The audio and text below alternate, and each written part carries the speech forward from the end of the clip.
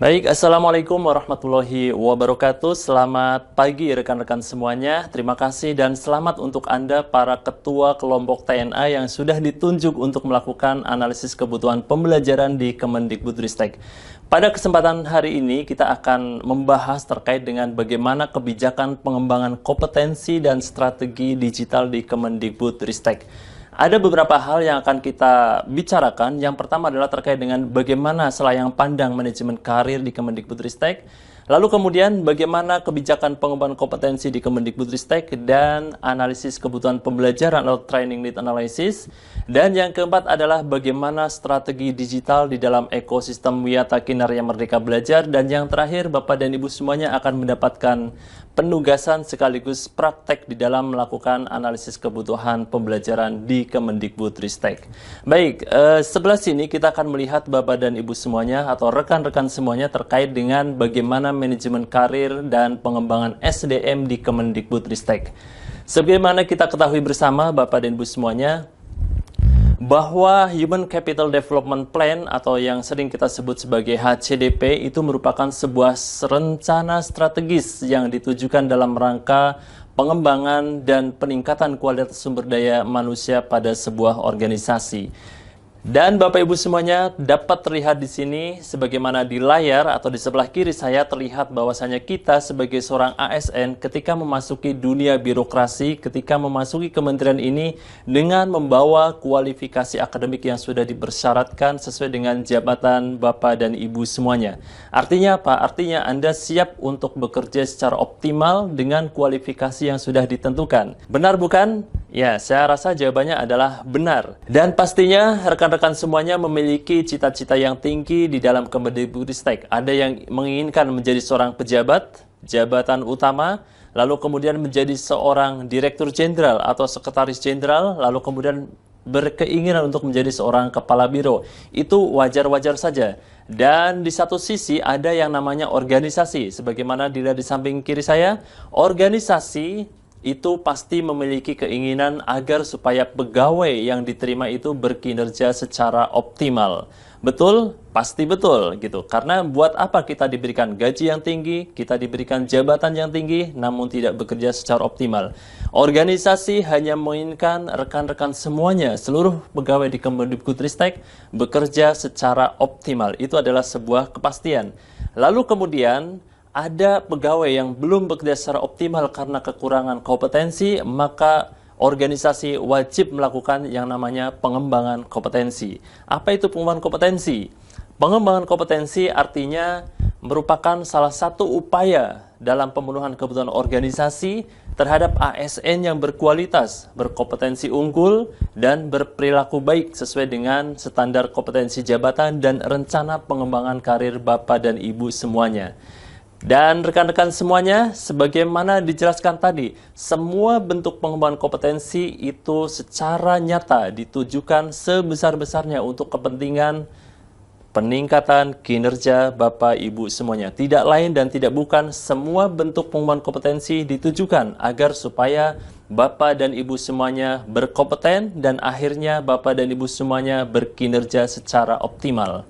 Rekan-rekan semuanya, bahwasanya di undang-undang yang terbaru yaitu Undang-Undang Nomor 20 Tahun 2023, terutama terlihat nih di pasal 49 ayat 2 itu disebutkan bahwasanya pengembangan kompetensi saat ini adalah menjadi sesuatu yang wajib. Ya, itu semuanya dilakukan secara terus-menerus agar tetap relevan dengan tuntutan organisasi. Dan rekan-rekan semuanya, pembelajaran secara terus-menerus dimaksudkan adalah pembelajaran yang dilakukan melalui sistem yang terintegrasi, melalui satu kesatuan yang saling terintegrasi, yang itulah yang disebut sebagai corporate university, atau di dalam Kemendikbudristek kita namai sebagai WKMB atau Wiyata Kinarya Merdeka Belajar. Artinya apa? Artinya di setiap event yang diselenggarakan oleh WKMB itu harus diikutin oleh seluruh rekan-rekan ASN di Kemendikbudristek, terutama yang merasa belum memiliki kompetensi sebagaimana yang diselenggarakan oleh WKMB. Nah, sudah jelas sekarang ya. Jadi pengembangan kompetensi saat ini menjadi sesuatu yang wajib, dan wajib itu artinya harus diikuti oleh seluruh rekan-rekan ASN yang memiliki atau yang belum memiliki kompetensi yang dikembangkan. Ya, rekan-rekan semuanya, Terlihat di sini bahwasanya setiap pegawai memiliki keinginan yang tinggi, memiliki aspirasi karir, dan juga organisasi juga menginginkan agar pegawainya itu memiliki kinerja yang optimal. Oleh karena itu, dibutuhkan sebuah pengaturan yang kita namakan dalam hal ini adalah manajemen talenta. Di dalam manajemen talenta itu akan ada beberapa tahapan. Yang pertama adalah akuisisi, lalu kemudian yang kedua adalah pengembangan, yang ketiga adalah mobilitas, dan yang keempat adalah retensi, dan yang terakhir adalah monitoring. Mari kita sedikit kutip satu persatu. Yang pertama adalah akuisisi. Bapak dan Ibu semuanya, di dalam akuisisi, Bapak dan Ibu semuanya akan kita mapping di dalam sebuah 9 box, di mana Bapak dan Ibu semuanya akan dinilai bagaimana petanya, bagaimana kinerja Bapak dan Ibu semuanya, lalu kemudian bagaimana rekam jejak Bapak dan Ibu semuanya. Itu semuanya akan masuk ke dalam 9 box, sehingga akan memetakan Bapak dan Ibu semuanya ada di box keberapa. Box ke-1 sampai dengan ke-6 itu adalah box talent-talent biasa, lalu kemudian box ke-7 sampai dengan ke-8 itu yang disebut sebagai talent unggulan. Nah, dari situ akan dilanjutkan ke tahap berikutnya, yaitu tahapan pengembangan. Di dalam pengembangan, Bapak dan Ibu semuanya akan mendapatkan apakah itu pengembangan berupa pendidikan bentuknya, atau pengembangan berupa pelatihan. Nah, itu semuanya tergantung Bapak dan Ibu semuanya ada di posisi box keberapa. Dan pengembangan tersebut harus dianalisis secara mendalam sehingga pengembangan tersebut sesuai dengan kebutuhan organisasi, lalu kemudian sesuai dengan rencana pengembangan karir, lalu kemudian sesuai dengan standar kompetensi jabatan rekan-rekan semuanya. Dan sebelum menentukan Bapak dan Ibu semuanya akan melakukan pengembangan apa, terlebih dahulu kita akan melakukan yang namanya analisis kebutuhan pembelajaran, di mana di dalam analisis tersebut akan menentukan bahwasannya dan memastikan bahwasannya pengembangan yang dilakukan oleh rekan-rekan semuanya itu sesuai dengan standar kompetensi jabatan, sesuai dengan kebutuhan organisasi, dan sesuai dengan rencana pengembangan karir rekan-rekan semuanya. Dan itulah yang kita maksudkan dalam ruang lingkup Training Need Analysis atau analisis kebutuhan pembelajaran. Yang pada akhirnya setelah dilakukan TNA tersebut, rekan-rekan semuanya akan melakukan pengembangan kompetensi di dalam kerangka Wiyata Kinerja Merdeka Belajar atau WKMB. Di dalam kita menentukan Bapak dan Ibu semuanya akan melakukan pengembangan kompetensi melalui jalur apa. Di sini sudah kita sediakan 9 box-nya. Di dalam setiap 9 box terdapat kriteria, yaitu berupa jalur pengembangan kompetensi, apakah itu klasikal maupun non-klasikal. Di situ sudah jelas semuanya. Lalu kemudian rekan-rekan semuanya dalam langkah yang ketiga dan keempat di dalam manajemen talenta adalah mobilitas dan retensi. Dalam mobilitas dan retensi kita akan mengenal dua hal. Yang pertama adalah terkait dengan pola karir, lalu kemudian yang kedua adalah terkait dengan pengembangan. Karena di dalamnya kita akan melakukan pengembangan kompetensi juga untuk talent-talent unggulan, yaitu talent yang di kotak 7 dan 8 sebagaimana di dalam sini. Artinya, rekan-rekan semuanya di dalam manajemen talenta di kotak 7 dan 8 akan mendapatkan pengembangan secara khusus yang kita rancang dan kita desain untuk rekan-rekan semuanya yang berada di kotak 7 dan 8 dan juga di kotak bintang, yaitu kotak 9. Lalu kemudian untuk langkah selanjutnya adalah monitoring. Di dalam monitoring, yaitu di dalam manajemen talenta, kita akan memonitoring semuanya, yaitu dari mulai akuisisi, lalu kemudian pengembangan, lalu kemudian mobilitas dan retensi, dan juga yang terakhir kita akan monitoring seluruhnya di dalam sebuah skema sistem terintegrasi. Semuanya akan tersistem di dalam ekosistem WKMB atau Wiyata Kinerja Merdeka Belajar. Dan seluruh rangkaian manajemen talenta ini pada dasarnya adalah untuk menentukan rencana kelompok rencana suksesi, yang pada akhirnya kelompok rencana suksesi tersebut ditujukan untuk yang namanya ASN yang profesional, untuk membentuk ASN yang profesional, yang pada ujungnya ASN profesional akan kita arahkan atau kita tujukan sebesar-besarnya agar supaya kinerjanya optimal atau kinerjanya meningkat. Baik, rekan-rekan semuanya, untuk berikutnya kita akan lebih spesifik berbicara terkait dengan pengembangan kompetensi. Apa itu pengembangan kompetensi, rekan-rekan semuanya? Nah, pengembangan kompetensi adalah merupakan salah satu upaya pemenuhan kebutuhan organisasi terhadap ASN yang berkualitas, berkompetensi unggul, dan berperilaku baik sesuai dengan standar kompetensi jabatan dan rencana pengembangan karir rekan-rekan semuanya. Dan pengembangan kompetensi ini akan kita laksanakan dengan sistematis, lalu kemudian kita laksanakan dengan terintegrasi satu dengan yang lain dari mulai perencanaan, pelaksanaan sampai dengan evaluasi. Lalu kemudian yang ketiga, kita akan melakukan segala macam bentuk pengembangan kompetensi secara berkelanjutan. Artinya ketika Bapak dan Ibu belajar di level pertama, akan dilanjutkan ke level berikutnya sesuai dengan analisis kebutuhan pembelajaran Bapak dan Ibu semuanya. Dan semua itu akan kita lakukan melalui sebuah platform yaitu WKMB atau Wiyata Kinarya Merdeka Belajar. Nah, rekan-rekan semuanya, semua hal tersebut kita akan memastikan bahwasanya seluruh bentuk pengembangan kompetensi yang dilakukan oleh rekan-rekan semuanya, oleh seluruh pegawai, harus dipastikan bahwasanya pengembangan kompetensi harus sesuai dengan standar kompetensi jabatan, harus sesuai dengan kebutuhan organisasi, dan yang terakhir harus sesuai dengan rencana pengembangan karir rekan-rekan semuanya. Dan inilah yang kita sebut sebagai atau dalam ruang lingkup TNA atau Training Need Analysis atau analisis kebutuhan pembelajaran. Lalu kemudian rekan-rekan semuanya bisa dilihat di sebelah kanan saya, yaitu apa sebenarnya bentuk dan jalur pengembangan kompetensi yang berlaku di Kemendikbudristek. Nah, rekan-rekan semuanya bisa lihat di sini bahwasanya bentuk pengembangan kompetensi ada dua. Yang pertama adalah berbentuk pendidikan, artinya rekan-rekan semuanya dan seluruh pegawai dapat melakukan pengembangan kompetensi dalam bentuk tugas belajar. Lalu kemudian bentuk yang kedua adalah berupa pelatihan. Dan untuk pelatihan ada dua jalur. Yang pertama adalah klasikal, yang kedua adalah non-klasikal. Dan terkait dengan jenis-jenis kompetensi, di sini juga sudah diatur terkait dengan jenis kompetensi berbentuk manajerial, lalu kemudian kompetensi teknis, lalu kemudian kompetensi sosial kultural. Dan semuanya itu dapat kita akomodasi, dapat kita fasilitasi di dalam sebuah ekosistem yang namanya Wiyata Kinarya Merdeka Belajar.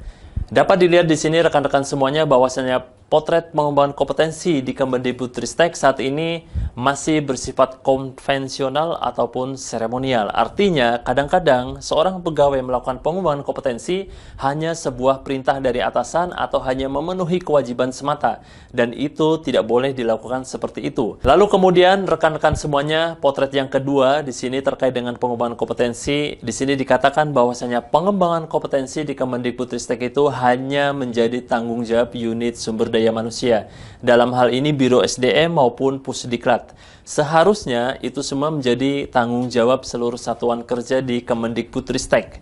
Lalu kemudian rekan-rekan semuanya kita lihat potret yang ketiga daripada pengembangan kompetensi ASN di Kemendikbudristek, yaitu tidak terkait dengan strategi organisasi dan tujuan pembangunan nasional. Strategi organisasi saja tidak, bagaimana dengan pembangunan nasional?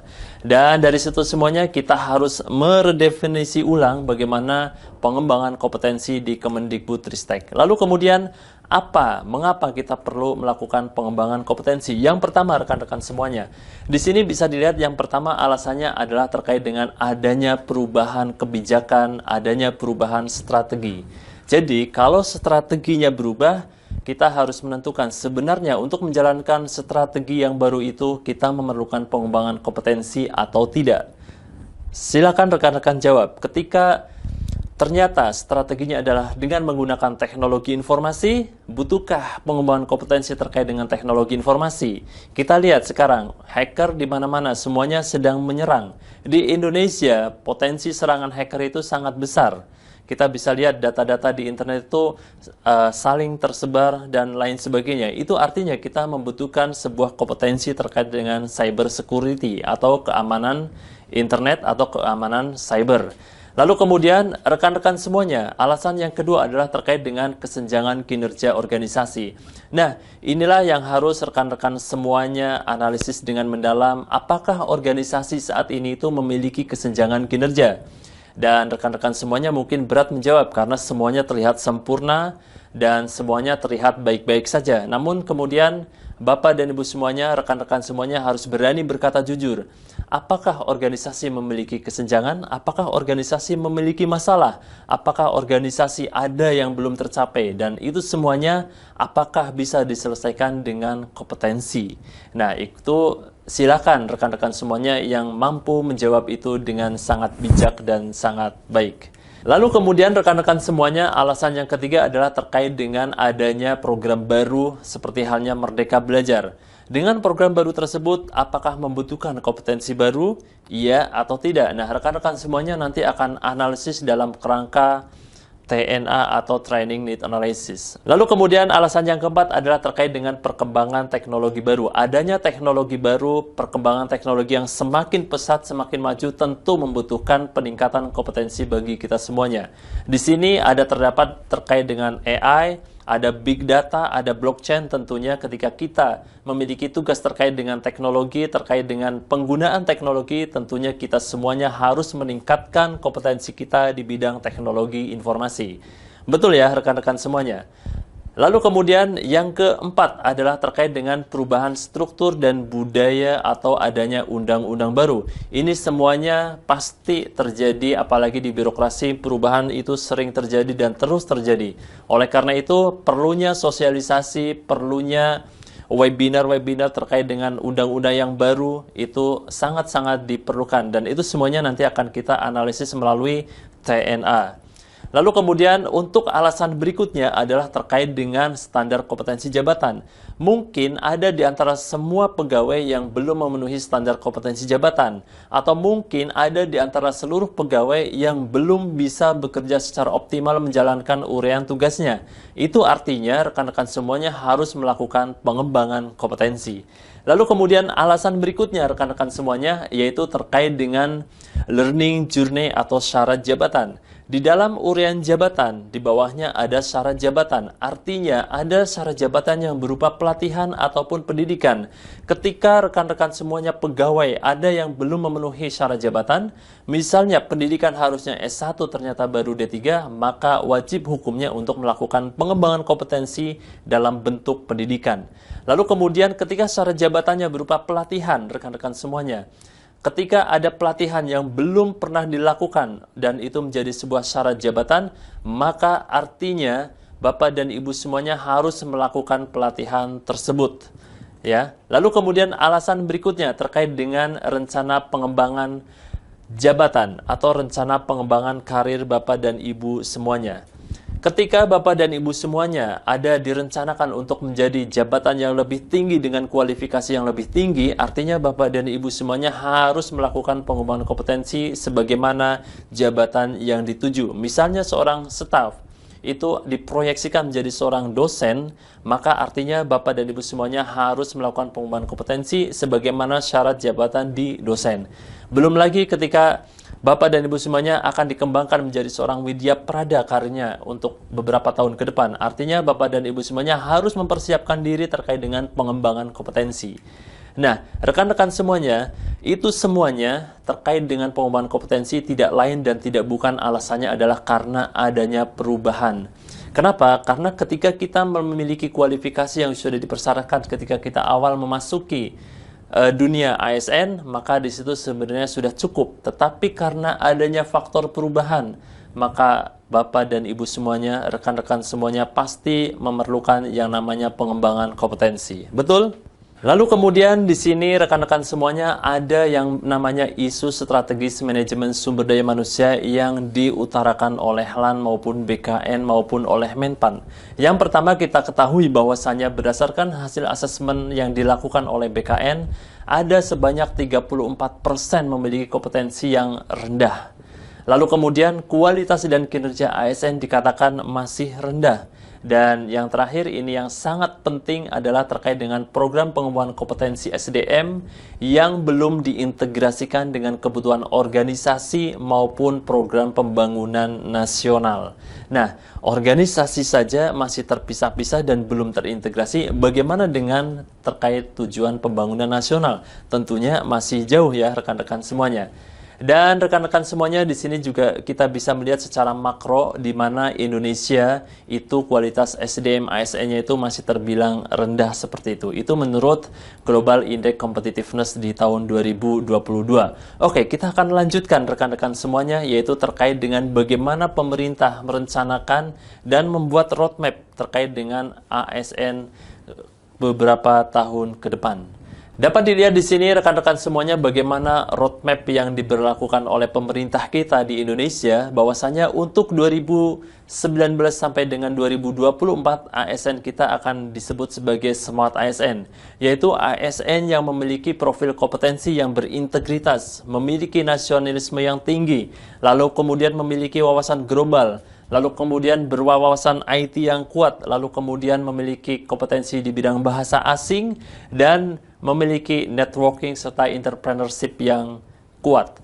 Lalu kemudian dari tahun 2019 kita pindah ke tahun 2025 sampai 2023. Di situ ASN harus memiliki kompetensi yang adaptif, lalu kemudian produktif, fleksibel, empati, responsif, dan lain sebagainya. Dan kita lihat untuk roadmap berikutnya, yaitu ASN 2025 sampai 2030. Di situ bisa terlihat bagaimana ASN diharapkan sudah memiliki adaptif yang tinggi, lalu kemudian produktif, fleksibel, dan empati. Lalu kemudian bagaimana ASN di 2031 sampai 2045, rekan-rekan semuanya, di sini harus sudah memiliki daya saing.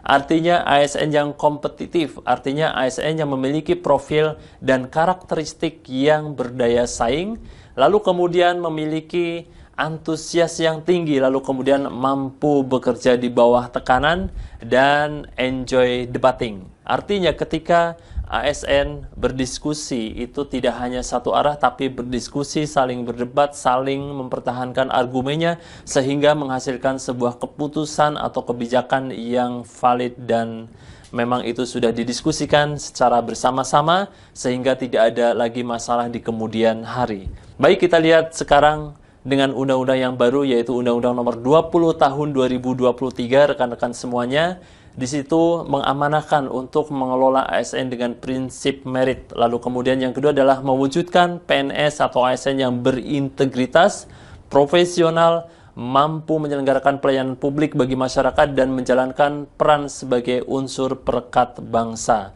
Dan itu semuanya tentu membutuhkan pengembangan kompetensi. Dan terakhir, Bapak dan Ibu semuanya, pemerintah kita ada yang namanya core value ASN, yaitu berakhlak. Di dalam berakhlak itu nanti akan ada berorientasi pada pelayanan, lalu kemudian akuntabel, lalu kemudian kompeten, lalu kemudian harmonis, loyal, adaptif, dan kolaboratif. Artinya itu semuanya membutuhkan sebuah yang namanya pengembangan kompetensi yang sistemik, terintegrasi, berkelanjutan, dan itu semuanya kita akan menuju sebagai sebuah organisasi pembelajar. Artinya, organisasi pembelajar itu adalah organisasi yang setiap harinya selalu menjadi semakin baik lagi, semakin baik lagi. Artinya, organisasi yang selalu belajar supaya adaptif, sehingga hari ini lebih baik daripada hari kemarin lebih baik daripada hari sebelumnya, dan hari ini, hari esok harus lebih baik daripada hari ini. Artinya rekan-rekan semuanya, di sini pengembangan kompetensi wajib dilakukan dan harus dilakukan oleh sebuah organisasi. Baik rekan-rekan semuanya, kita lihat di sini ada data terupdate terkait dengan jumlah ASN kita yang begitu banyak, ada sekitar 120.000 lebih. Dan di situ artinya kita membutuhkan sebuah strategi untuk mencapai pengembangan kompetensi sebagaimana yang kita maksudkan tadi, yaitu untuk supaya pengembangan kompetensi sesuai dengan rencana pengembangan karir pegawai, sesuai dengan standar kompetensi jabatan, dan sesuai dengan kebutuhan organisasi. Nah, mari kita lihat bagaimana strategi untuk mencapai itu semua. Baik, sebelah kiri saya ada beberapa strategi yang akan kita bahas lebih dalam lagi, dan tentunya ini khusus bagi Bapak dan Ibu semuanya, para pengelola kepegawaian dan juga para ketua kelompok TNA, yaitu Anda semuanya. Baik, Kita lihat di sini gambaran strategi secara global. Kita juga bisa melihat bagaimana landasan hukum yang kita gunakan. Di sini ada dari mulai Undang-Undang Nomor 20 Tahun 2023 sampai dengan Permendikbudristek Nomor 34 Tahun 2023. Semuanya ini rekan-rekan semuanya bisa baca secara detail, namun kita akan rangkum menjadi beberapa strategi yang kita jabarkan sebagai berikut. Yang pertama terkait dengan strategi itu adalah terkait dengan bagaimana seorang pegawai itu saat ini sudah menjadi sebuah kewajiban untuk melakukan pengembangan kompetensi. Dan pengembangan kompetensi tersebut akan kita lakukan dengan sistematis, terintegrasi, dan berkelanjutan melalui WKMB. Lalu kemudian di dalam strategi tersebut kita akan berbicara terkait dengan bagaimana merencanakan pengembangan kompetensi, lalu kemudian bagaimana merealisasikan rencana tersebut, lalu kemudian bagaimana kita merekognisikan atau mencatat seluruh proses pengembangan kompetensi di Kemendikbudristek. Dan semuanya itu akan melalui sebuah sistem dengan single sign-on, artinya kita dengan menggunakan username dan password yang sama untuk seluruh aplikasi. Dan dipastikan nanti bahwasanya seluruh bentuk rencana pengembangan kompetensi itu harus sesuai dengan kebutuhan organisasi, harus sesuai dengan standar kompetensi jabatan, dan harus sesuai dengan rencana pengembangan karir pegawai. Dan itu semuanya kita akan bahas dalam ruang lingkup Training Need Analysis, yaitu kita akan membahas terkait dengan bagaimana organisasi, bagaimana individu, dan bagaimana tugas-tugas daripada individu atau pegawai tersebut. Baik rekan-rekan semuanya, strategi pertama yang akan kita lakukan adalah kita akan melakukan perencanaan pengembangan kompetensi. Nah, di dalam perencanaan pengembangan kompetensi di sini di Permendikbud nomor 34 tahun 2023 itu disebutkan bahwasannya pimpinan unit kerja menyusun rencana pengembangan kompetensi ASN sesuai dengan kebutuhan unit kerja. Lalu kemudian dalam melakukan penyusunan rencana pengembangan kompetensi harus dipastikan bahwasanya rencana pengembangan kompetensi yang dilakukan untuk seluruh pegawai itu harus sesuai dengan kebutuhan organisasi, harus sesuai dengan standar kompetensi jabatan, dan harus sesuai dengan rencana pengembangan karir pegawai tersebut.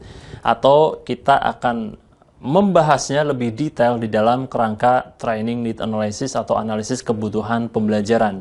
Dan rekan-rekan semuanya, di dalam rencana pengembangan kompetensi ini, di dalam menyusun rencana pengembangan kompetensi ini harus disusun berdasarkan rencana 5 tahunan. Jadi kita menyusun hari ini sampai 5 tahun ke depan. Jadi hari ini sampai 5 tahun ke depan, pegawai Bapak dan Ibu semuanya, pegawai di Kemendikbudristek akan melakukan pengembangan kompetensi apa.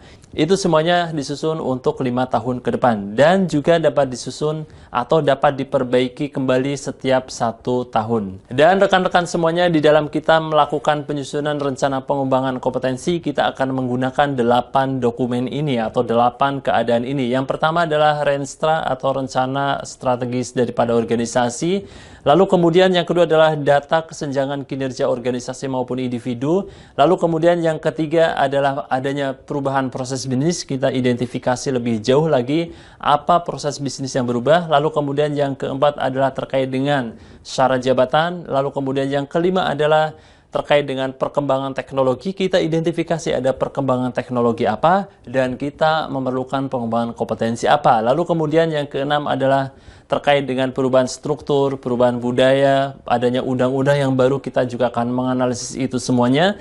Lalu kemudian untuk berikutnya adalah terkait dengan standar kompetensi. Dalam hal ini ketika tidak ada standar kompetensi jabatan, kita bisa menggunakan uraian jabatan. Lalu kemudian yang terakhir adalah kita harus melihat bagaimana rencana pengembangan karir pegawai ke depan. Nah, itu semuanya akan kita analisis dalam kerangka TNA tentunya.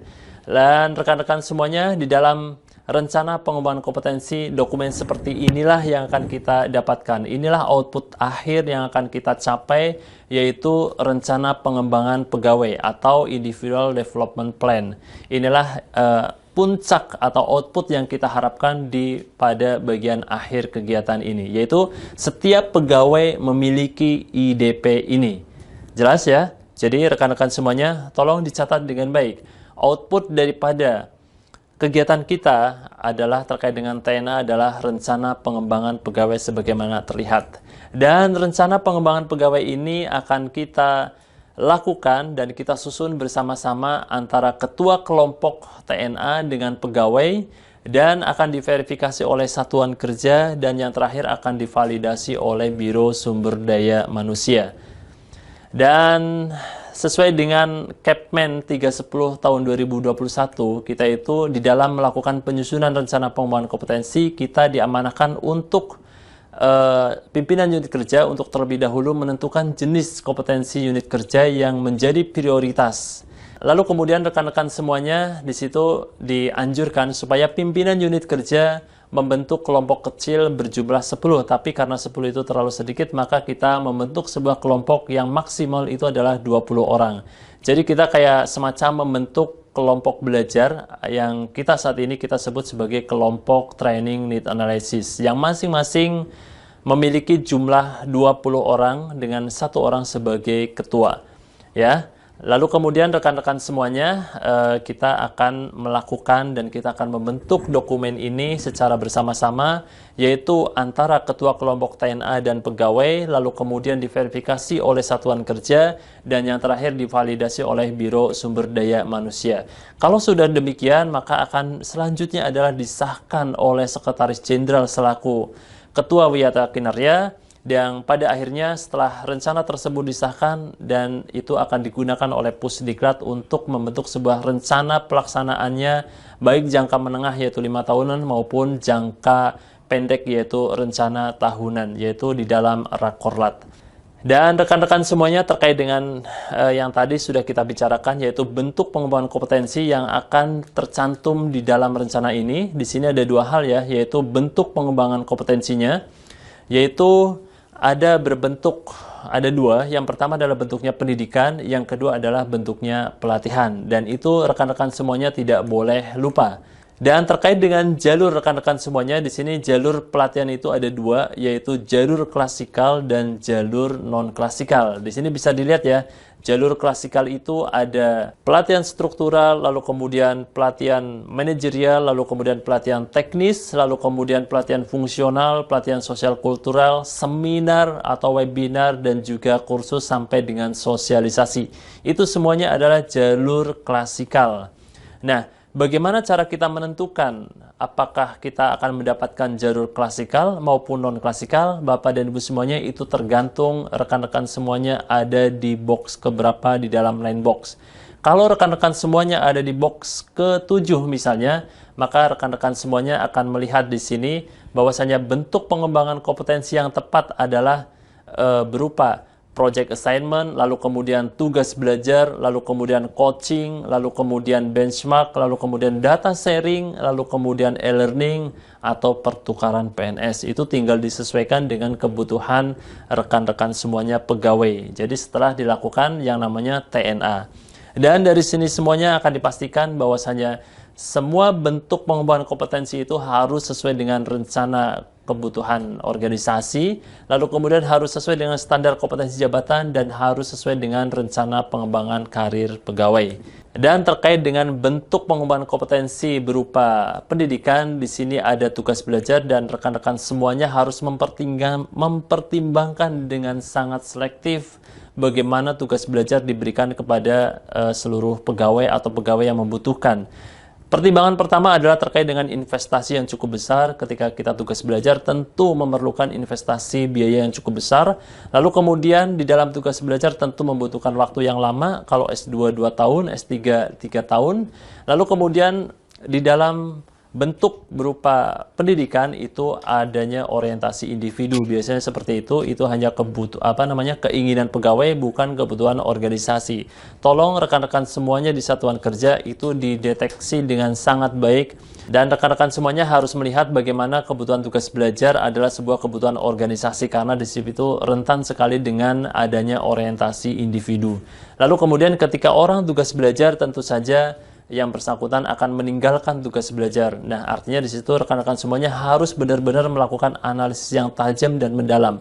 Apakah benar seorang pegawai tersebut harus melakukan pengembangan kompetensi dalam bentuk tugas belajar, atau cukup hanya pelatihan saja? Dan itu semuanya rekan-rekan semuanya di sini sebagai ketua kelompok TNA dan juga pengelola kepegawaian harus benar-benar selektif dan melakukan analisis yang mendalam. Itu pesan dari kami ya rekan-rekan semuanya. Dan untuk untuk tugas belajar rekan-rekan semuanya di sini ada 4 ya. Yang pertama adalah tugas belajar dengan beasiswa dan dibebas tugaskan. Yang kedua adalah tugas belajar dengan beasiswa tidak dibebas tugaskan. Yang ketiga adalah tugas belajar dengan biaya mandiri yang dibebas tugaskan. Dan yang terakhir adalah tugas belajar dengan biaya mandiri dan itu tidak dibebas tugaskan. Rekan-rekan semuanya bisa pelajarin lebih lanjut di aturan yaitu nomor 27 tahun 2022. Dan dipastikan semuanya sesuai dengan kebutuhan organisasi, standar kompetensi jabatan, dan rencana pengembangan karir. Dan untuk kebijakan berikutnya adalah terkait dengan batas maksimal dan minimal ya rekan-rekan semuanya. Bahwasanya untuk pengembangan kompetensi untuk PNS itu minimal 20 JP, untuk P3K maksimal 24 JP. Nah, untuk aturan berikutnya kemungkinan akan ada perubahan, tapi saat ini kita mengadopsi peraturan yang sebagaimana di sini. Dan sebagai tambahan rekan-rekan semuanya, terkait dengan tujuan pengembangan kompetensi sebagaimana di depan kita sudah utarakan, sebesar-besarnya adalah untuk peningkatan kinerja dan optimalisasi kinerja para pegawai di Kemendikbudristek. Tidak lain dan tidak bukan adalah untuk hal itu, yaitu untuk peningkatan dan optimalisasi kinerja. Dan rekan-rekan semuanya, untuk jenis perencanaan pengembangan kompetensi di Kemendikbudristek itu kita ada 3 macam. Yang pertama adalah rencana pengembangan kompetensi yang dilakukan secara periodik. Lalu kemudian yang kedua adalah rencana pengembangan kompetensi yang dilakukan secara insidental. Lalu kemudian yang ketiga adalah rencana pengembangan kompetensi yang dilakukan atas dasar asesmen atau umpan balik. Yang pertama rekan-rekan semuanya yaitu terkait dengan rencana pengembangan kompetensi yang dilakukan secara periodik.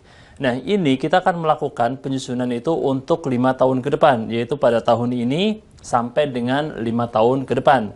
Yang isinya adalah terkait dengan kebutuhan strategis, lalu kemudian kebutuhan jabatan, lalu kemudian kebutuhan individu yang tadi sudah disebutkan sebelumnya.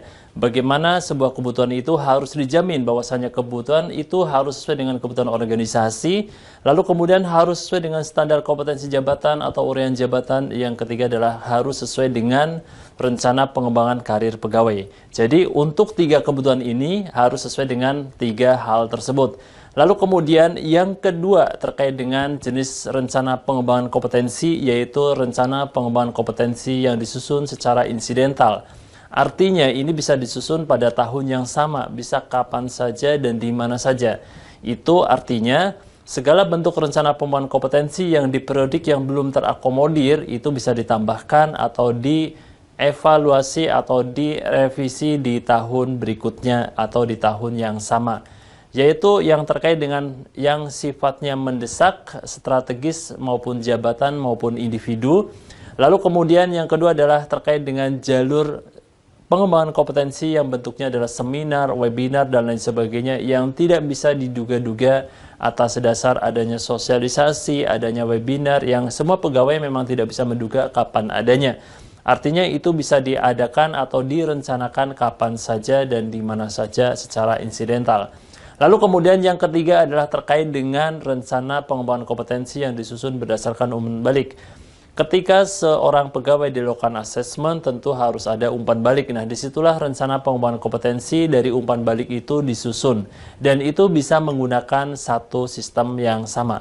Lalu kemudian rekan-rekan semuanya itu tadi terkait dengan strategi pertama, yaitu terkait dengan perencanaan pengembangan kompetensi. Lalu kemudian ada strategi kedua, yaitu terkait dengan yang namanya WKMB atau Wiyata Kinarya Merdeka Belajar.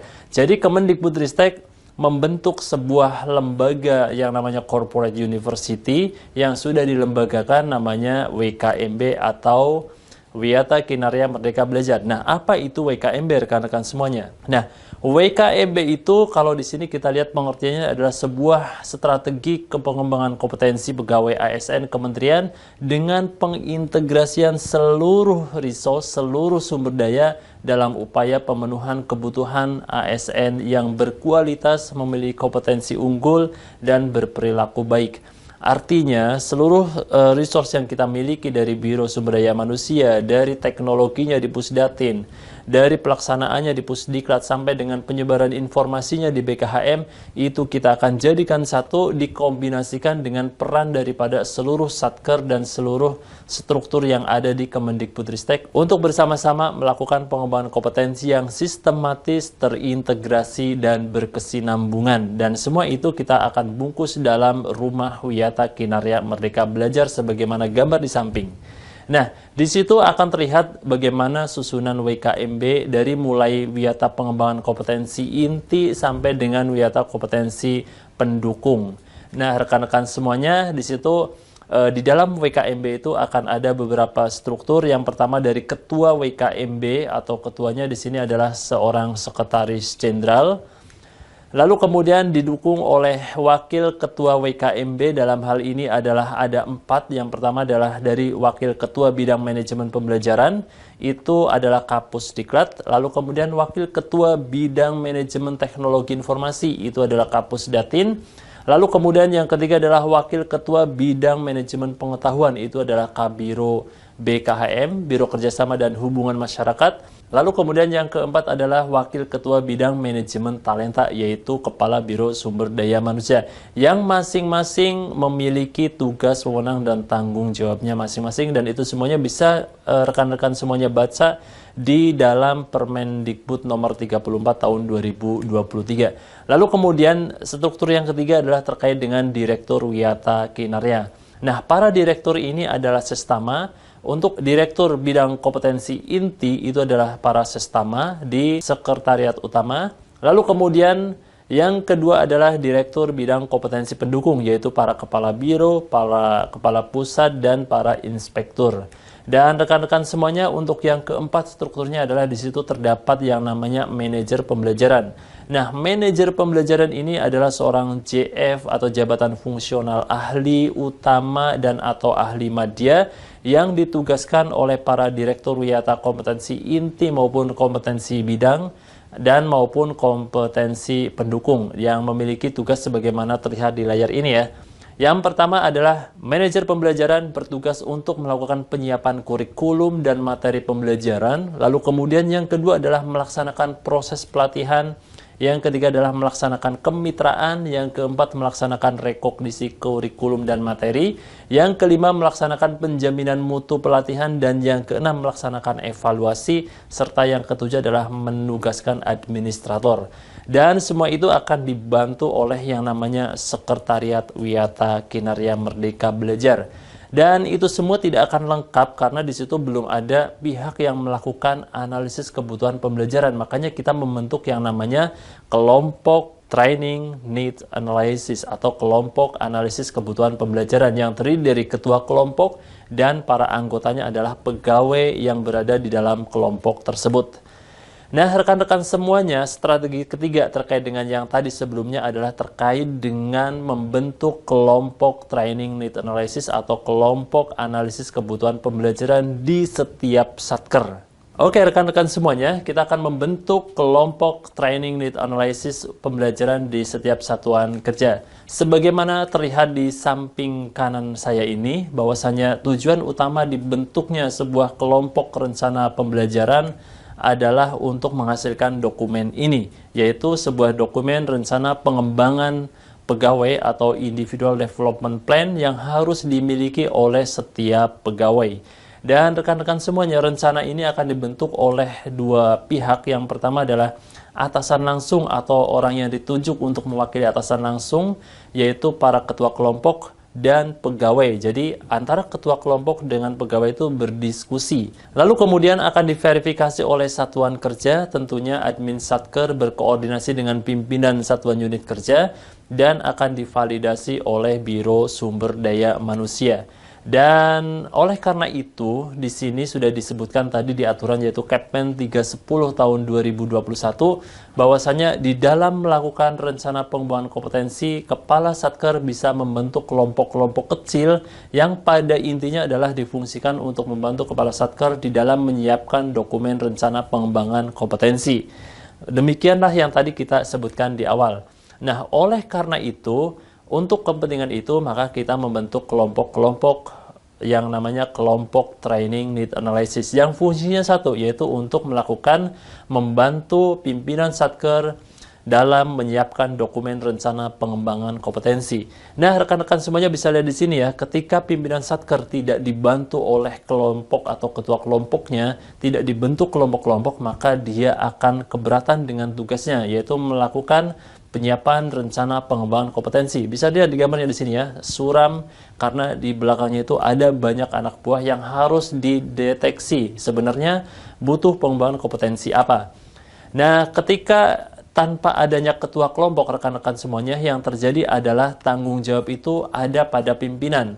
Lalu kemudian analisis kebutuhan pengembangan kompetensi per pegawai itu kurang mendalam dan kurang objektif. Lalu kemudian tidak terekam nih proses verifikasi dan validasinya. Ya, itulah yang terjadi di tahun 2018 sampai 2021. Makanya saat ini kita bentuk yang namanya kelompok training need analysis, yang ketika belum adanya kelompok tersebut, data itu tidak valid rekan-rekan semuanya. Dan lebih banyak datanya itu adalah data keinginan daripada kebutuhan organisasi, dan banyak sekali kesalahan di dalam pemilihan jalur. Oleh karena itu rekan-rekan semuanya, kita bentuk yang namanya kelompok training need analysis. Coba lihat gambar di sebelah kanan saya rekan-rekan semuanya. Ketika kita membentuk sebuah kelompok training need analysis sebagaimana di gambar ini, misalnya jumlah pegawai kita di dalam sebuah Satker adalah 100, maka kita akan membentuk minimal 5 kelompok, karena maksimal per kelompok jumlahnya 20 orang, berarti kalau 100 kita akan terbentuk 5 kelompok. Dan 5 kelompok tersebut, di masing-masing kelompok tunjuk 1 orang sebagai ketua kelompok. Dan ketua kelompok inilah yang akan membantu pimpinan Satker di dalam melakukan pembuatan dokumen rencana pengembangan kompetensi. Nah, rekan-rekan semuanya, di sini terlihat ya, bagaimana pimpinan Satker ketika dibantu oleh para ketua kelompok, dia akan semakin mudah dalam memetakan sebenarnya pegawai di satuan kerja tersebut butuh pengembangan kompetensi apa. Oke, baik. Rekan-rekan semuanya, kita lihat sekarang di sebelah kiri saya. Di sini adalah persyaratan dalam penunjukan ketua kelompok ya. Jadi, disebutkan di dalam Capman itu bahwasanya kita itu harus membentuk sebuah kelompok kerja dengan jumlah paling banyak 20 orang dan tunjuk 1 orang sebagai ketua kelompoknya. Artinya ada 19 anggota kelompok atau pegawai. Yang mana ketua kelompok itu kita memiliki kriteria sebagai berikut. Yang pertama nih, yang harus diutamakan adalah terkait dengan pengetahuan dan kepribadian.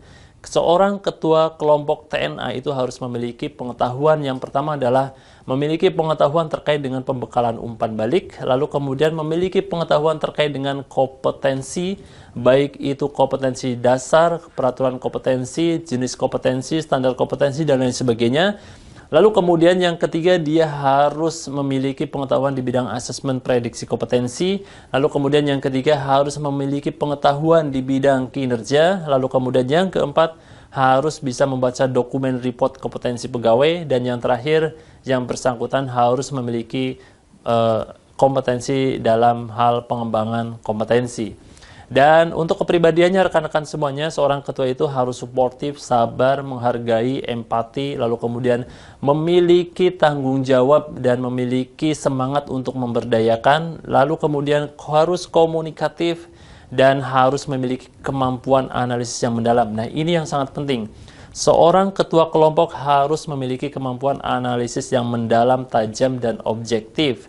Lalu kemudian yang terakhir yang tidak kalah pentingnya adalah seorang ketua kelompok harus memiliki kompetensi pengembangan diri dan pengembangan orang lain. Karena dia akan mengembangkan anggota kelompoknya yang berjumlah 19 orang tadi.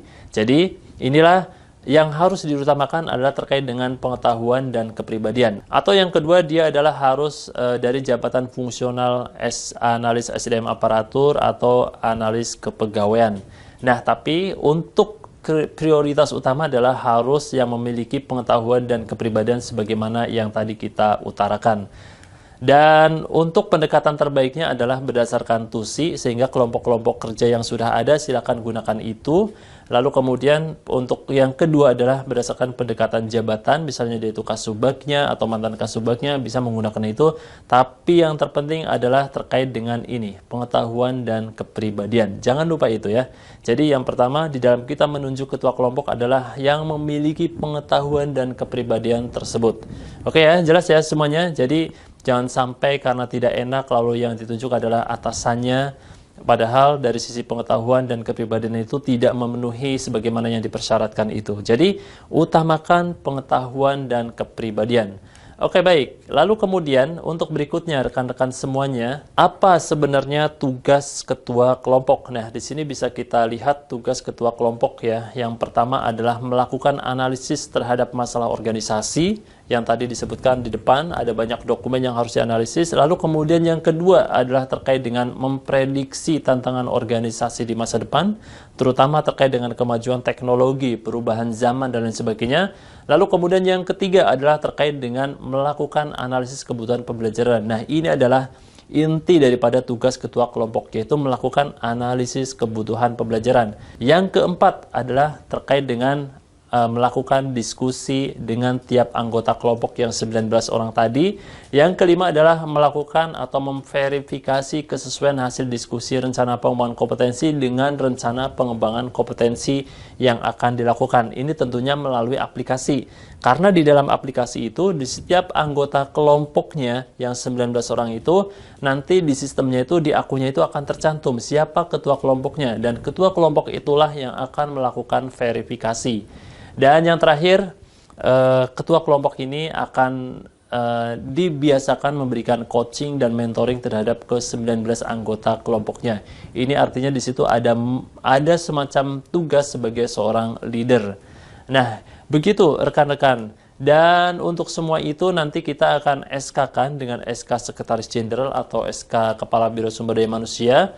Lalu kemudian nanti akan ada pembekalan training lead analysis. Nanti di akhir sesi ini kita akan melakukan pembekalan training lead analysis. Lalu kemudian kita akan menggunakan atau memberikan kewenangan kepada para ketua kelompok sebagai admin Bangkom yang di situ akan melakukan fasilitasi, pengawasan, dan lain sebagainya.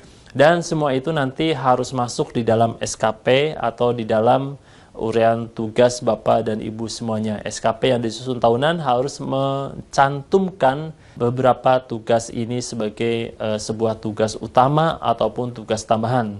Setelah tadi pembentukan kelompok, silakan datanya dimasukkan ke dalam Excel, nanti ada template-nya. Nah, dari Excel itu kasihkan kepada admin Satker ya untuk diinput ke dalam sistem. Nah, bagaimana cara menginputnya? Kira-kira seperti ini. Yang pertama adalah akses atau login ke dalam karir.kemdikbud.go.id, dan yang bisa mengakses adalah admin Satker di satuan kerja masing-masing. Ini adalah contohnya ya. Di situ ada tulisan admin Satker dan lain sebagainya. Pokoknya admin Satker yang memiliki akses sebagai admin Satker. Pegawai yang memiliki akses sebagai admin Satker dia akan bisa mengakses menu ini. Lalu kemudian, apa tugasnya admin Satker sih? Yang pertama nih, tugasnya adalah menginput kelompok TNA yang sudah dibentuk tadi. Lalu kemudian tugas kedua adalah memverifikasi kebutuhan pengembangan pembelajaran seluruh pegawai di satuan kerja, didahului tentunya dengan koordinasi intens dengan pimpinan Satker. Ya, jadi karena dia akan meng-approve semua bentuk pengembangan kompetensi, artinya dia harus berkoordinasi dulu lah dengan pimpinan Satkernya. Yes or no, gitu kan. Dan untuk berikutnya, rekan-rekan semuanya, menu yang ada di samping kanan saya ini adalah menu yang terdapat dalam admin Satker, di mana admin Satker akan menginputkan ketua kelompok dan anggota kelompoknya. Silakan dicek dan diklik menu tersebut, terutama di bagian tim TNA Satker. Di situ dipastikan rekan-rekan admin Satker sudah memiliki data dalam bentuk Excel terkait dengan kelompoknya, yaitu ketua kelompoknya siapa dan anggota kelompoknya siapa. Lalu kemudian silahkan sebelumnya diklik menu paling bawah, yaitu terkait dengan sinkronisasi, karena itu untuk menyinkronkan antara data Dikbud.AR dengan data mutasi dan data teman-teman semuanya di satuan kerja. Klik menu itu, lalu kemudian klik sinkronisasi dan klik sinkronisasi kembali, sehingga data yang ada di dalam sistem karir rekan-rekan semuanya adalah data yang paling update. Sebagai catatan rekan-rekan semuanya, bahwasanya semua data diambil dari Dikbud HR. Jadi jika data di dalam sistem karir tidak ada, maka atau ada kesalahan atau belum update, silahkan sinkronkan terlebih dahulu. Ya, jadi demikian rekan-rekan semuanya. Dan setelah itu klik tambah ya, di situ ada tombol tambah. Lalu kemudian masukkan nama ketua kelompoknya, diketik di situ, lalu kemudian anggota kelompoknya tinggal dicentrang pada bagian bawah, lalu kemudian klik simpan. Nah, setelah itu terbentuklah satu kelompok dan sudah masuk. Kalau di dalam satuan kerja kelompoknya hanya satu, mudah, tapi ketika di dalam satuan kerja jumlah kelompoknya ada banyak, maka berarti akan ada perulangan cara membentuk atau menginput anggota kelompok dan juga ketua kelompoknya. Dan di sini kita bisa lihat rekan-rekan semuanya ketika klik dashboard, kenapa ini sangat penting anggota kelompok dan ketuanya masuk, karena di situ nanti akan ada ketua kelompok sebagai verifikator untuk anggota kelompoknya. Ini sebagai contoh ya rekan-rekan semuanya, ketika seorang pegawai klik dashboard, pada bagian verifikator diverifikasi oleh, maka di situ akan muncul nama ketua kelompoknya. Ya, rekan-rekan semuanya. Lalu kemudian di situ nanti akan dijelaskan lebih lanjut di dalam sesi aplikasi. Nanti akan ada di situ ya semacam tracking order, tracking progress daripada rencana pengembangan kompetensi yang sudah kita lakukan. Nah, di situ juga ada arti dari setiap warna. Kalau warna hijau itu artinya sudah disetujui. Kalau warna merah artinya ditolak, kalau warna biru artinya belum diverifikasi. Dan nanti akan ada sesi khusus ya rekan-rekan semuanya. Dan di bawah ini adalah rencana pengembangan kompetensi di tahun yang sedang berjalan. Rekan-rekan semuanya bisa lihat rencana tersebut ketika nanti ya, rencananya ketika sudah terintegrasi semuanya, ketika di WKMB sudah ada pelatihan yang tersedia, maka tombol daftar itu akan muncul. Namun saat ini masih berbentuk semacam prototype yang nanti akan diimplementasikan di tahun 2024. Baik, ini adalah mekanisme di dalam melakukan penyusunan rencana pengembangan kompetensi. Yang pertama adalah membentuk kelompok, tadi sudah ya. Lalu kemudian yang kedua adalah persiapkan data-datanya, ya, data kesenjangan kinerja, data kesenjangan organisasi, data perkembangan teknologi, dan data perubahan struktur dan lain sebagainya yang berpotensi untuk dianalisis. Lalu kemudian yang ketiga baru di sini nih yang sangat penting, yaitu melakukan rencana pengembangan kompetensi dalam artian melakukan analisis kebutuhan pembelajaran dan melakukan diskusi dengan anggota kelompoknya, yaitu para pegawainya. Lalu kemudian setelah itu para pegawai masing-masing submit ya ke dalam sistem karir atau sistem rencana pengembangan kompetensi, lalu kemudian ketua kelompoknya melakukan verifikasi, dan yang ketiga adalah satuan kerja yaitu administrator dengan koordinasi bersama kepala satker melakukan verifikasi. Lalu kemudian yang terakhir di Biro Sumber Daya Manusia, nanti rekan-rekan di Biro SDM akan melakukan validasi. Sehingga dari situ terbentuklah sebuah rencana pengembangan kompetensi yang sesuai dengan kebutuhan organisasi, lalu sesuai dengan rencana pengembangan karir pegawai, dan sesuai dengan tugas-tugas pegawai atau standar kompetensi jabatan atau uraian tugas. Jadi dengan seperti itu, rencana pengembangan kompetensinya adalah valid. Baik, rekan-rekan semuanya, kita lanjutkan dengan bagaimana strategi digital dalam manajemen karir dan pengembangan sumber daya manusia di Kemendikbudristek, yaitu terutama melalui WKMB. Nah, rekan-rekan semuanya, ini adalah strategi keempat, yaitu strategi digitalnya. Nah, di dalam strategi digitalnya kita akan melakukan dari mulai perencanaan, lalu kemudian pelaksanaan, lalu kemudian evaluasi, dan juga terkait dengan datanya. Dan di sini rekan-rekan semuanya, kita Biro Sumber Daya Manusia atau Kemendikbudristek itu memiliki sebuah sistem yang namanya Dikbud HR. Nah, di dalam Dikbud HR, rekan-rekan semuanya bisa melihat akunnya, lalu riwayat pengembangan kompetensinya dari situ, lalu kemudian riwayat IPASE-nya ada di situ, lalu kemudian riwayat pegawai lainnya termasuk pendidikannya dan lain sebagainya ada di situ semuanya. Dan rekan-rekan semuanya harus mengupdate data tersebut ya. Nah, ini untuk semua pegawai wajib melakukan update, dan itu semuanya bisa diakses di data-sdm.kemdikbud.go.id. Itu adalah sistem yang pertama terkait dengan database kepegawaian. Sistem yang kedua, rekan-rekan semuanya, adalah terkait dengan rencana pengembangan karir dan rencana pengembangan kompetensi rekan-rekan semuanya yang bisa diakses di karir.kemdikbud.go.id. Nah, di dalam sistem tersebut akan ada yaitu perencanaan pengembangan kompetensi, lalu kemudian akan ada rencana pengembangan karir, lalu kemudian akan ada manajemen talenta, akan ada menu atau fitur tugas belajar, dan akan ada menu evaluasi. Lalu kemudian semuanya itu nanti akan saling integrated ya, antara data di Dikbud.AR dengan di karir, saling sinkron. Lalu kemudian setelah direncanakan, hal kedua adalah dilaksanakan, yaitu melalui WKMB, yaitu wkmb.kemdikbud.go.id. Nah, di dalam WKMB sendiri nanti akan ada beberapa fitur. Yang pertama adalah terkait dengan LMS, Learning Management System, yaitu untuk pembelajaran online. Lalu kemudian ada KMS, Knowledge Management System atau pusat pengetahuan, di mana di situ para pegawai semuanya itu akan bisa sharing terkait dengan pengetahuan apa yang dimilikinya.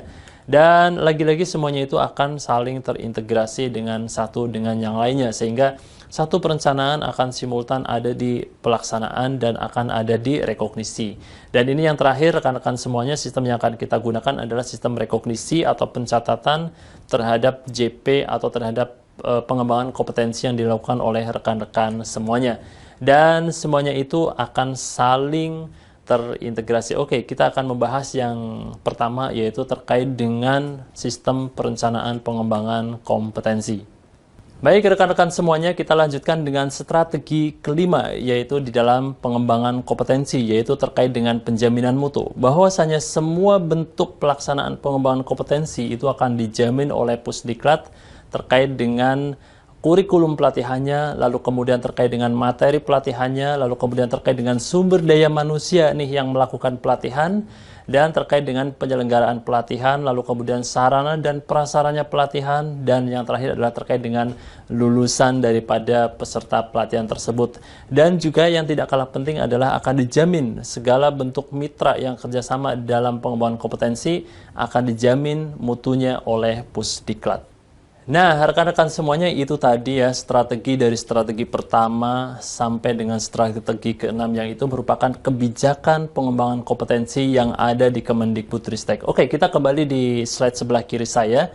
Di sini adalah slide utama yang sering kita bicarakan terkait dengan manajemen karir dan pengembangan sumber daya manusia di Kemendikbudristek.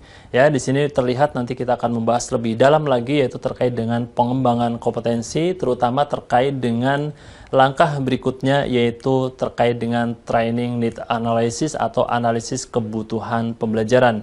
Nah, sekarang kita sudah ada di nomor 2. Sekarang kita akan berlanjut untuk tema berikutnya, yaitu terkait dengan analisis kebutuhan pembelajaran atau TNA atau Training Need Analysis.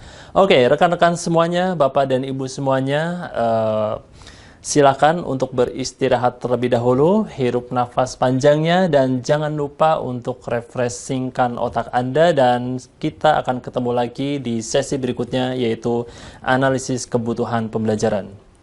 Terima kasih.